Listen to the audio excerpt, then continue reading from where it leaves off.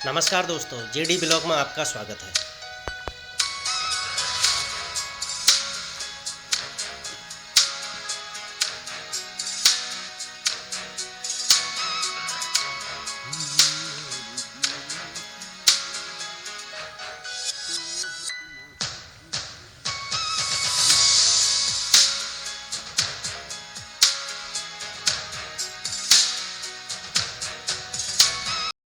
मैं डॉक्टर अभिषेक बोगड़ा, कृषि विज्ञान केंद्र पिथौरागढ़ गैना से।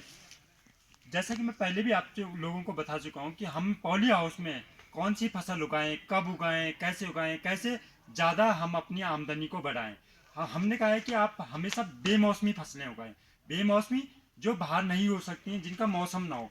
क्यों? क्योंकि उससे हमें क्या होगा, ज़्यादा इनकम होगी, हमारी ज़्यादा आर्थिक स्थिति हमारी सुधरेगी। तो हम यहाँ पर दिखा रहे हैं कि अभी हमने ट्रायल के लिए यहाँ पर क्या किया है कि एक दिसंबर जनवरी बहुत पाला गिरता है यहाँ पर, और सारी फसलें खत्म हो जाती हैं। अगर आप बाहर की तरफ जाओगे तो वहाँ पर आपको कोई भी फसल नहीं मिलेगी। पर हमने क्या किया, पॉली हाउस में टमाटर लगाया है। तो देखिए हमारे टमाटर इतनी सर्दी में होने के बावजूद भी कितना अच्छा फल दे रहा है। और फल दे रहा है तो जैसे ही जनवरी का महीना खत्म होगा तो ये पकने शुरू हो जाएंगे। जैसे ही इनको तापमान में अच्छा मिलेगा तो इनको क्या होगा कि अच्छा रेट भी मिलेगा। क्योंकि फरवरी मार्च में सब लोग लगाते हैं, तो उस समय क्या होता है कि हमें इनकम कम मिलती है, 5, 10, 12 रुपए। इससे ज़्यादा कोई भी हमें टमाटर के रुपए नहीं देता। इस समय क्या होगा कि 40 रुपए से 50 रुपए तक हमें आसानी से मिल जाते हैं। तो हमने क्या करना है, बेमौसमी फसल लगानी है। बेमौसमी फसलें ऐसी फसलें जो हमें उत्पादन भी दे और हमारी आर्थिक स्थिति को सुधारने में भी हमारी मदद करें।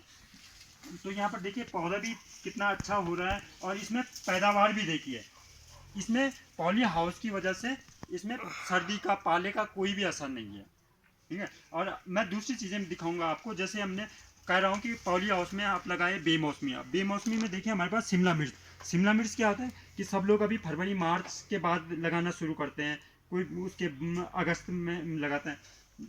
हमने क्या किया है कि यहाँ पर जो हमारे पुराने पौधे थे, हमने इनको काट छांट करके छोड़ दिया है, छोड़ दिया गया। अब देखिए जैसे ये मौसम थोड़ा सा परिवर्तन होने लगे तो इनमें फ्लावरिंग शुरू हो गई है, इसमें फूल आने शुरू हो गए, फूल आने लग गए, फल बनने लग गए। तो फल बनने लग गए तो हमें क्या होगा कि सबसे पहले शिमला मिर्च पैदावार मिलेगी। तो शिमला मिर्च की पैदावार मिलेगी तो इससे भी क्या होगा, हमारी स्थिति अच्छी होगी। दूसरा क्या है कि जब हमने इनकी काट छांट की है, हमने इनकी काट छांट की है, तो उस समय हमें पॉली हाउस से क्या मिला, हमें उसे पॉली हाउस से सर्दियों की पत्तेदार सब्जियां मिल रही हैं। तो हमने देखो यहाँ पर मेथी लगाई है, मेथी लगाई है। मेथी हमें अब क्या होगा कि जब तक इस शिमला मिर्च से हमें वो नहीं मिलेगा तब तक हमें मेथी खाने को मिलेगी, हरी पत्तेदार सब्जियां। दूसरा है कि मैं आपको अभी दिखाऊंगा कि जैसे हमने यहाँ पर दूसरी फसलें लगाई हैं। अभी ये सारी शिमला मिर्च की पैदावार है। तो शिमला मिर्च पैदा है, यहाँ पर हमने पालक लगाया, देखो कितना अच्छा पालक हुआ है। और हमारे पौधे शिमला मिर्च के वैसे ही हैं। अब क्या होगा कि पालक हम निकाल देंगे, उसके बाद थोड़ा खाद देंगे, गोबर की खाद अच्छी सड़ी हुई। क्योंकि हमने जैविक पैदावार करना है, जैविक पैदावार करेंगे तो हम भी स्वस्थ रहेंगे, खाने वाला भी स्वस्थ रहेगा। तो अब हमारे पास क्या होगा, शिमला मिर्च तैयार होने लग गई। देखो इनमें पत्तियां आने लग गई हैं। पत्तियां आने, मैं अभी दिखा रहा था आपको कि फूल आ रहे हैं, फल बनने से। तो हमारा पालक निकल जाएगा अभी 10 से 15 दिन में। तो पालक निकल जाएगा, उसके बाद हमारा सारा जो खाद रहेगा, जो भी हमारी इनको बीमारी वगैरह से बचाएंगे, तो इस पौधे को मिलेगा। क्योंकि हमारे पास पॉली हाउस से क्या फायदे हो सकते हैं क्या।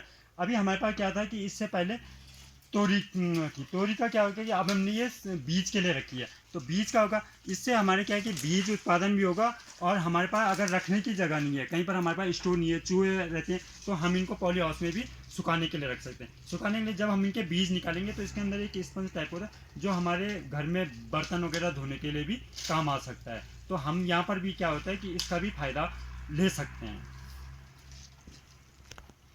अब ये देखिए बैंगन भी है, बैंगन की हमने काट छांट करके रख दिया था। तो अब क्या है कि जैसे ही इसको तापमान मिला, इसके अनुकूल तापमान मिला, तो इसमें फूल और फल बनने शुरू हो गए। देखिए आप फल भी दिखा दिखा दिए। ये देखो, ये फल आप देखिए बैंगन के, तो ये बनने लगे हैं। जबकि अभी जनवरी का ही महीना है, पाला बहुत गिर रहा है बाहर। अभी कुछ टाइम बाद बर्फ़ भी गिरेगी। ठीक है।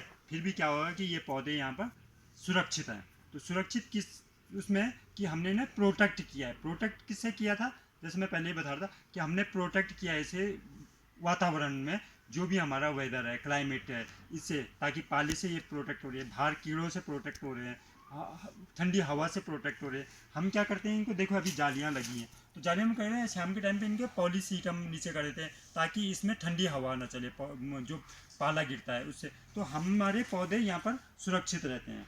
तो क्या होता है कि बेमौसमी फसल उगाने से, अब हमें ट्रायल है, नेक्स्ट टाइम हम क्या करेंगे, अगली बार में हम ज़्यादा पौधे लगाएंगे, तो ज़्यादा पौधे लगाएंगे तो हमें ज़्यादा उत्पादन मिलेगा।